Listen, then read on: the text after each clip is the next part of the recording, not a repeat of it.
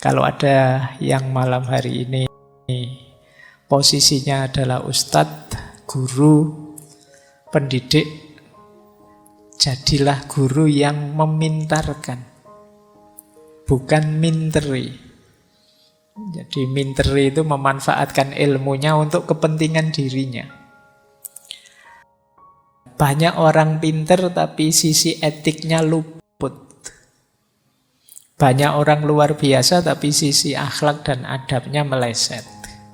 Biasanya orang itu pinginnya tampil terus, pingin ngomong terus, pingin kebenarannya didengar terus, tapi dia tidak tahan mendengarkan kebenarannya orang.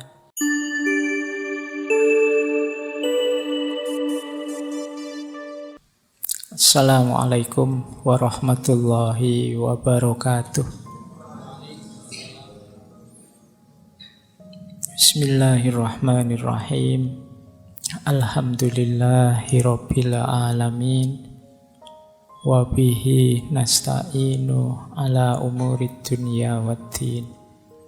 Allahumma sholli wa sallim wa barik ala habibina wa syafi'ina Sayyidina wa maulana Muhammadin wa ala alihi wa ashabihi wa man tabi'ahum bi ihsanin ila yaumiddin.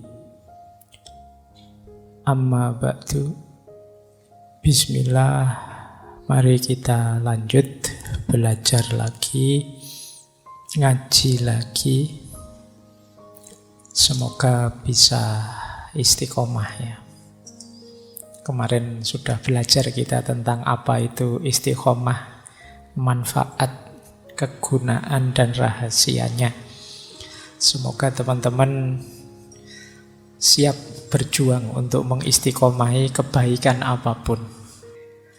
Baik, bulan ini kita masih belajar tentang filosof masyhur dari Yunani, namanya Sokrates. Sudah 2 sesi kemarin kita mendalami beliau. Malam hari ini kita belajar teknik dakwah, kalau bahasa agamanya ya. Teknik mengajar ala Sokrates. Sokrates ini tidak nulis buku, juga tidak menghadirkan gagasan-gagasan besar yang luar biasa. Jadi kalau teman-teman membaca sejarah-sejarahnya, dialog-dialognya Sokrates, itu akan melihat bahwa apa ya yang luar biasa dari Sokrates itu tidak ketemu. Karena dia sendiri ngaku, saya itu tidak tahu apa-apa. Dan kesadaran tidak tahu apa-apa ini pada saat itu membuat dia dianggap orang bijaksana.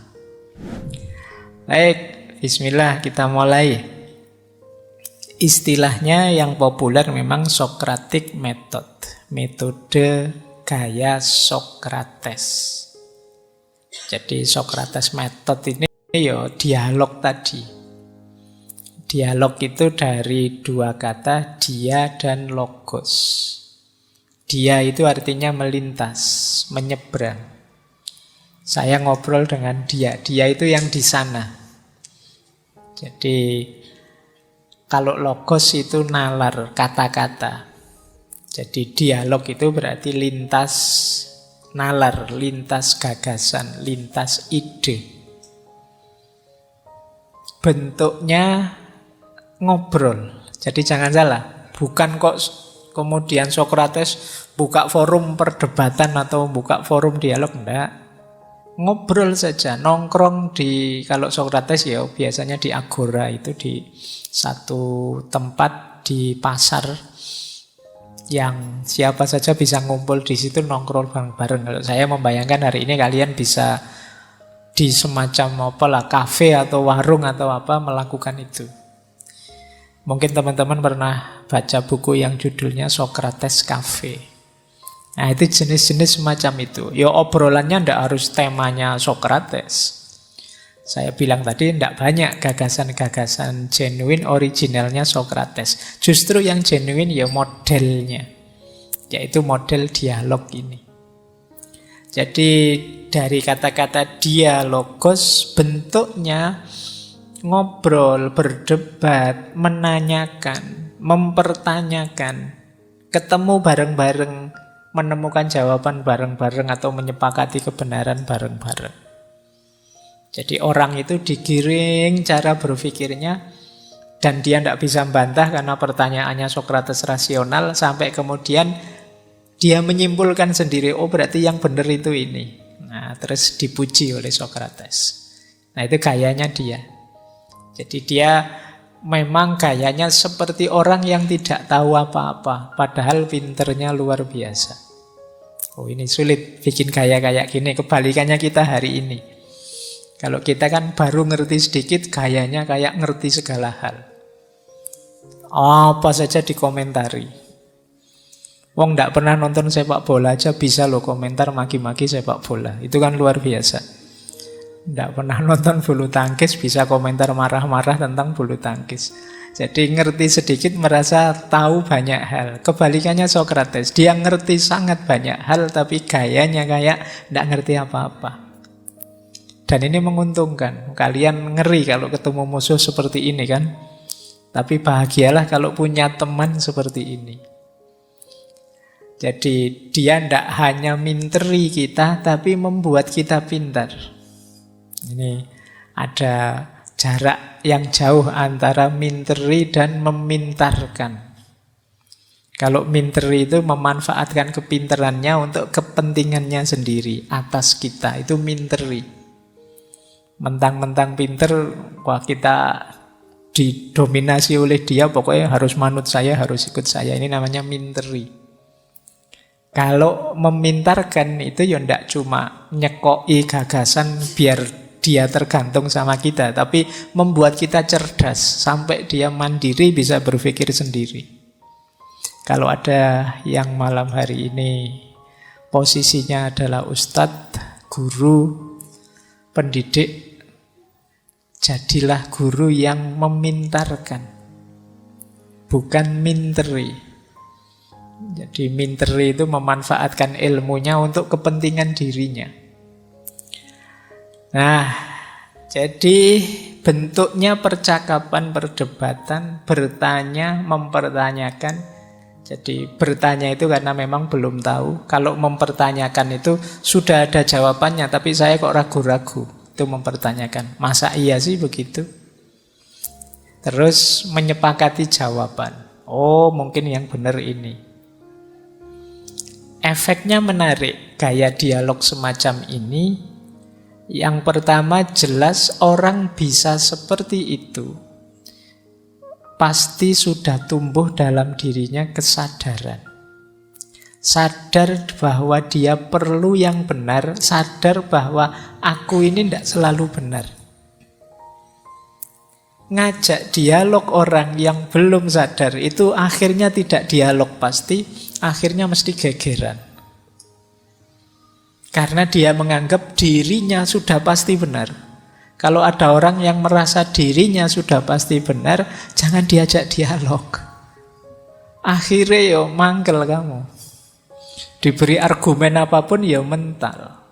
Kamu beri alasan apapun tidak akan masuk. Jadi dialog itu perlu kesadaran, keterbukaan bahwa ada banyak hal yang aku belum tahu. Aku juga tidak mesti benar. Nah ini orang mau dialog. Tapi kalau sudah mantep, yakin benar dengan kebenarannya, ya jangan dialog tentang kebenaran itu. Mungkin dialog tentang gimana nih, kita berbeda nih, caranya biar kita tidak gegeran gimana itu boleh. Tapi kalau tentang kebenarannya sulit sudah. Jadi kalau Sokrates mengajarkan ya diawali dari kesadaran. Sadar bahwa jangan-jangan saya keliru. Jangan-jangan aku tidak pas, tidak cocok, salah masihan. Nah, ada kesadaran ini. Tambah banyak dialog gaya Sokrates ini, tambah sadar aku bahwa kekuranganku banyak. Ternyata banyak hal yang aku tidak tahu ya. Nah itu tambah punya kesadaran ini. Teman-teman boleh Sering-seringlah diskusi, sering-seringlah baca apapun itu, nanti teman-teman akan tambah sadar, ternyata banyak sekali yang saya tidak paham. Banyak sekali yang saya tidak tahu. Mungkin selama ini kita merasa sudah pinter karena kita membatasi diri untuk terbuka terhadap apapun materi, apapun sumber. Buku yang enak ya buku ini Pak. Buku yang penting ya buku ini Pak. Itu kan terus kita jadi sempit. Selain buku itu ya tidak kita baca. Selain model berpikir semacam itu tidak kita jelajahi. Akhirnya kita, ya kalau peribahasanya seperti katak dalam tempurung. Seolah-olah dunia itu hanya seluas itu saja. Yang di luar itu tidak. Nah, sekarang latihan ya. Tumbuhkan kesadaran bahwa aku belum tahu. Ini mungkin bisa mengatasi banyak masalah hari ini. Masalah hari ini itu kan era digital ini ada istilah, ada disrupsi namanya noisy. Noisy itu rame tapi tidak ada isinya. Ribut sekali tapi tidak ada mutunya. Itu diantara disrupsi digital. Dan itu menghabiskan waktu, menghabiskan tenaga, menghabiskan pikiran, tapi tidak manfaat. Kenapa bisa begitu? Banyak muncul orang yang tidak sadar bahwa aku ini tidak tahu segalanya. Bahkan yang aku anggap tahu pun mungkin masih banyak hal-hal yang masih misteri. Saya dari sekian ratus, sudah berapa sesi filsafat itu, yang ngaji filsafat kita itu sampai detik ini saya itu masih merasa banyak sekali pikiran-pikiran para filosof yang saya harus baca lagi, saya harus mendalami lagi. Kenapa bisa begitu? Karena saya nyoba-nyoba membaca kok, ini belum tahu, itu belum tahu, masih harus merujuk ke sana lagi, ke situ lagi. Berarti kesimpulannya belum, saya belum tahu, saya harus baca lagi, baca lagi. Bahkan mungkin tema tertentu kalau hari ini diulang, saya jamin beda dengan ketika saya menjelaskan di sesi sebelumnya. Kenapa? Sekarang wawasanku tambah. Karena saya baca lagi, baca. Itu pun saya merasa masih belum. Ini masih bisa ditarik ke sana, masih bisa ditarik ke sini. Nah, itu enaknya merasa tidak tahu. Tapi kalau kalian merasa tahu, selesai. Sudah tahu, sudah Pak. Sudah paham, sudah Pak. Selesai kan? Coba kamu jawab belum. Mesti yang belum yang mana, nanti bisa digali lagi. Nah, jadi nanti kalau ada dosen ngajar atau guru mau ngajar terus tanyanya, sudah paham? Jawaban belum. Belum Pak, tapi dilanjutkan besok saja, jangan sekarang. Sekarang pulang dulu, sudah capek. Jadi jangan merasa sudah tahu, jangan merasa sudah paham, biar kamu tidak mandek. Oke. Dan itu dipraktekkan oleh Sokrates dengan metode dialognya. Yang kedua, efeknya jelas. Orang menemukan sendiri kebenaran. Tidak dicekoi, tidak dijejali. Karena dia mikir. Karena tidak semua orang pintar berpikir, maka Sokrates ini tugasnya mengarahkan saja. Nuntun orang, temukan sendiri, dia nuntun. Makanya metode ini sering disebut seperti metodenya bidan. Lahirnya pengetahuan itu seperti lahirnya bayi. Lahirnya bayi itu kan yang melahirkan ibunya, bukan bidannya. Bidan itu hanya nuntun kelahirannya biar lancar. Nah, Sokrates ini karena ibunya bidan, itu dia memposisikan diri, tugasku itu hanya seperti bidan saja. Jadi bantu orang melahirkan, menemukan kebenarannya sendiri. Nah, jadi yang kedua ini, sisi pengetahuan yang lahir.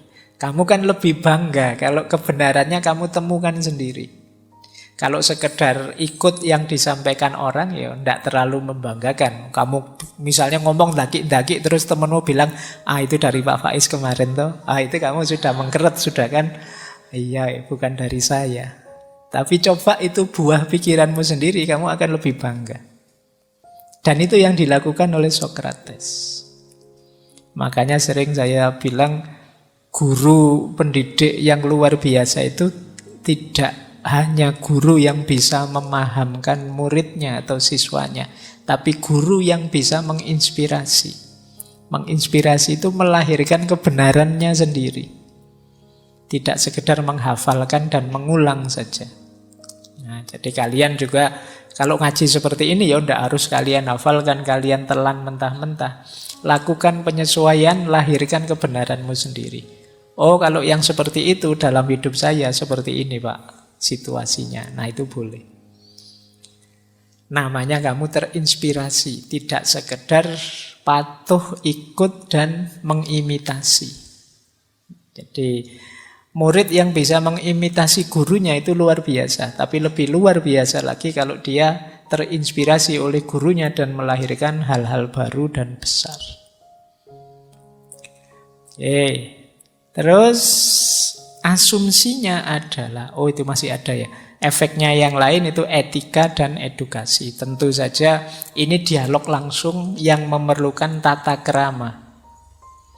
Jadi ketemunya kan bareng-bareng, kemudian berdebat, berdiskusi, ini perlu etik. Jadi selain dapat pengetahuan juga ada pelajaran etik.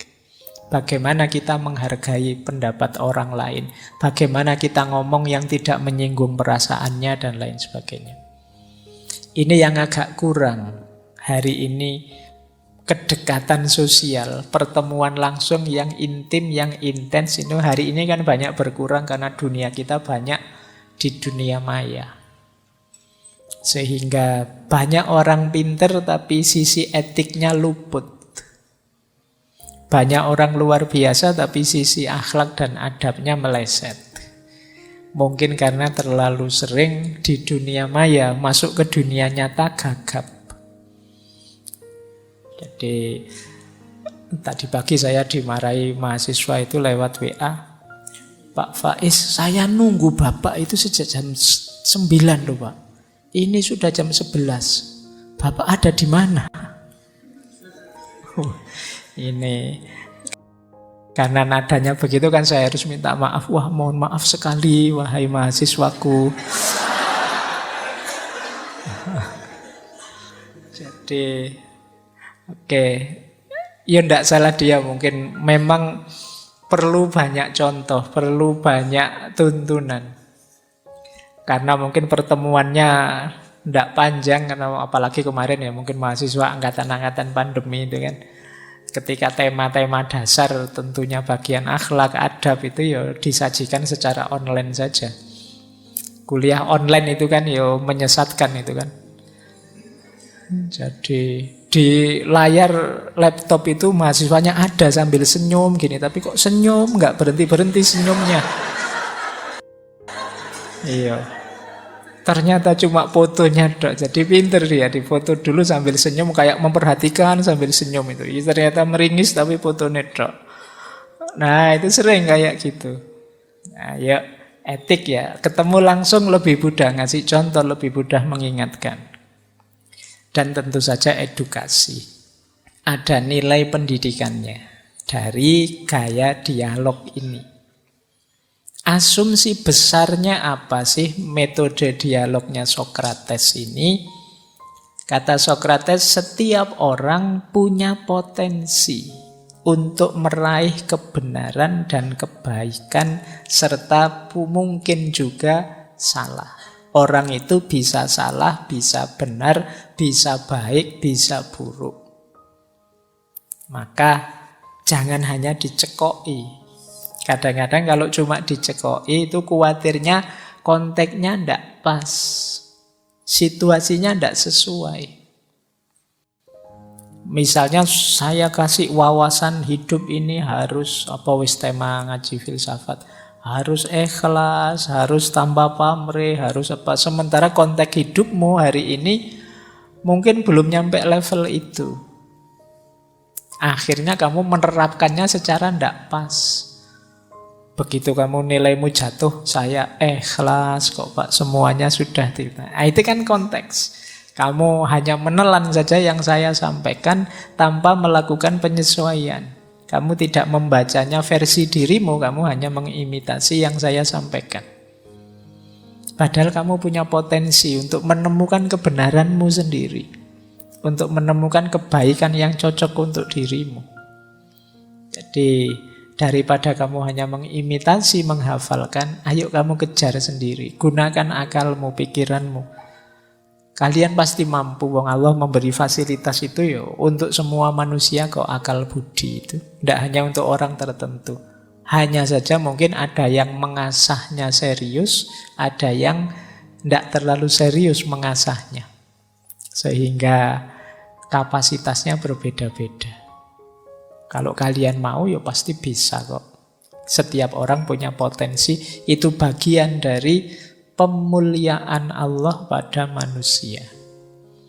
Itu bagian dari walaqad karramna bani Adam. Dan sungguh telah kami muliakan Bani Adam itu. Jadi semua orang itu berharga, mulia. Punya hak, punya potensi untuk berpikir dan menemukan kebenarannya sendiri. Baik, jadi inilah namanya Socratic Method. Metode Socrates. Oke, kita lanjutkan. Yang keempat. Ini prinsip selanjutnya. Ini semuanya kalimatnya Socrates. Nature has given us 2 ears, 2 eyes, and but 1 tongue.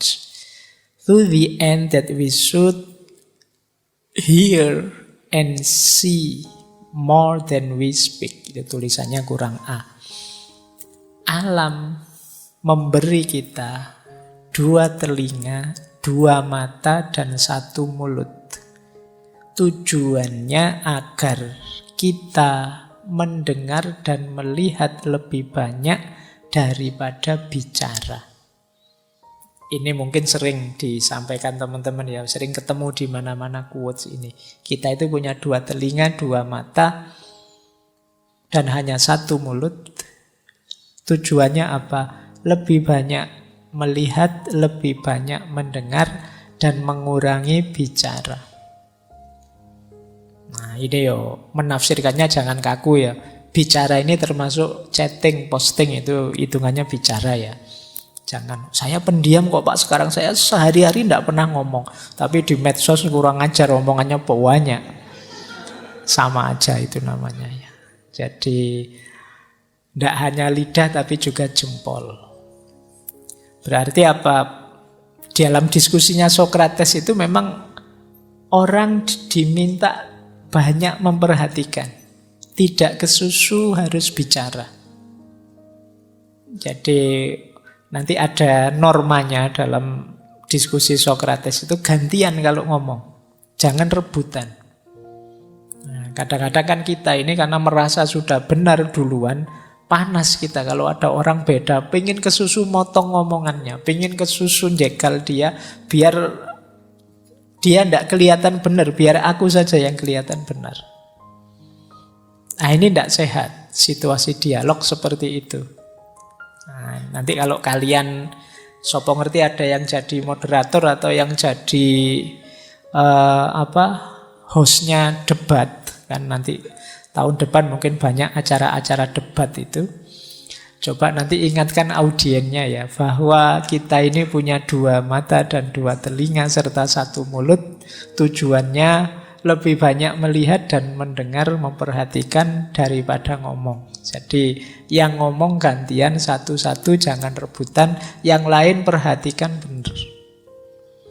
Karena biasanya orang itu pinginnya tampil terus, pingin ngomong terus, pingin kebenarannya didengar terus, tapi dia tidak tahan mendengarkan kebenarannya orang.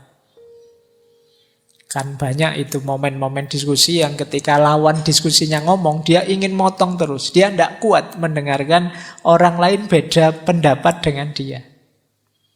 Jadi jangan-jangan dia khawatir kalau dia ngomongnya tuntas, aku kalah, kebenaranku terus gagal. Nah itu yang dibenci oleh Socrates. Ya kebenaran itu ya nanti kalau memang ada yang paling benar, ya itu yang disepakati bersama. Bukan kok ada di kubu sana atau di kubu sini. Ini prinsip yang keempat. Prinsip yang kelima, The highest form of human excellence is to question oneself and others. Bentuk paling tinggi kesempurnaan manusia adalah kesediaan mempertanyakan diri dan orang lain. Ini berhubungan dengan quotes minggu pertama dulu. An unexamined life is not worth living. Hidup yang tidak diuji itu tidak ada nilainya. Justru manusia itu ada di puncak kemanusiaannya ketika dia berani mempertanyakan dirinya atau bertanya pada orang lain. Mempertanyakan orang lain. Apakah ini benar? Apakah ini pas? Apakah ini cocok? Ini lanjutan dari keterbukaan tadi, kesadaran bahwa aku ini ya manusia yang bisa salah, bisa keliru. Maka puncak kemanusiaan, kalau versinya Socrates ya, orang yang siap mempertanyakan dirinya. Dan itu tidak gampang. Manusia itu kuat di egonya. Sehingga kesadaran bahwa aku salah itu kan rasanya kok berat diakui. Banyak orang itu yang wong terbukti jelas nyata dia salah, tapi sulit untuk mengakui bahwa saya salah. Ini makanya kata Socrates, justru puncaknya human excellence itu to question oneself and others. Berani bertanya dan mempertanyakan.